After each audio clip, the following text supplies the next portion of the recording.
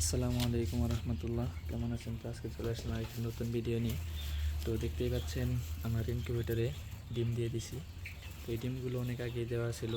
তো এগুলোর ফোটার বয়স হয়ে গেছে, অর্থাৎ ডিম ফুটে বাচ্চা বের হওয়ার সময় হয়ে গেছে।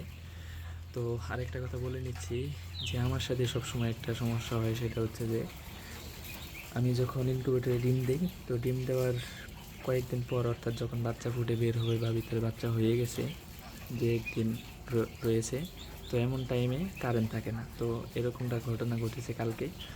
তো কালকে আমার এখানে সারাদিন কারেন্ট ছিল না, অর্থাৎ সকাল 7টার সময় কারেন্ট চলে গেছে এবং বিকাল 5টার সময় কারেন্ট আসছে।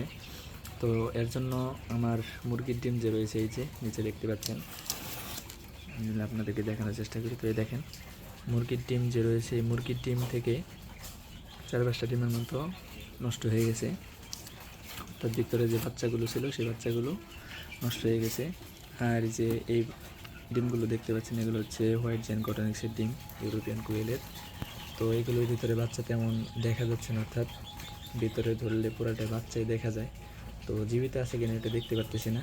তো এখন সময় শেষ হওয়ার পরে বুঝতে পারবো। তো আল্লাহ তাআলা, জানি না এটা আমার সাথে পরীক্ষা নিচ্ছেন কিনা।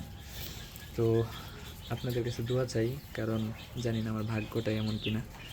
তো হাদিসের মধ্যে আসছে যে ভাগ্য হলো দুই রকম, অর্থাৎ মুবহাম এবং মুআল্লাক।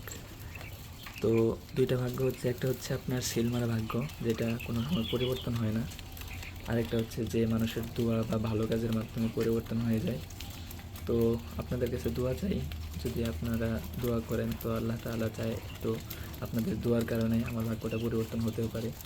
তো জানি না, তো দোয়া করবেন আমার জন্য সকলেই। আর হচ্ছে যে আপনাদের যাদের হোয়াইট জেন কটনিক্সের বীজ ডিম বা পাখির বাচ্চা লাগবে, অবশ্যই জানাবেন আমাকে। হোয়াটসঅ্যাপ বা ইমোতে মেসেজ বা কল দিতে পারবেন, ডিসক্রিপশন বক্সে নাম্বার দেওয়া থাকবে। তো এটাই ছিল আজকের ভিডিও। তো এগুলো হচ্ছে আমার হোয়াইট জেন কটনিক্স।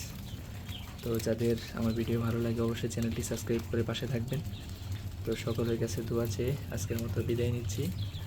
তো সকলে আমার জন্য দোয়া করবেন, ভালো থাকবেন, সুস্থ থাকবেন। তো এই বলে আজকের মতো বিদায় নিচ্ছি। আসসালামু আলাইকুম রহমতুল্লাহ।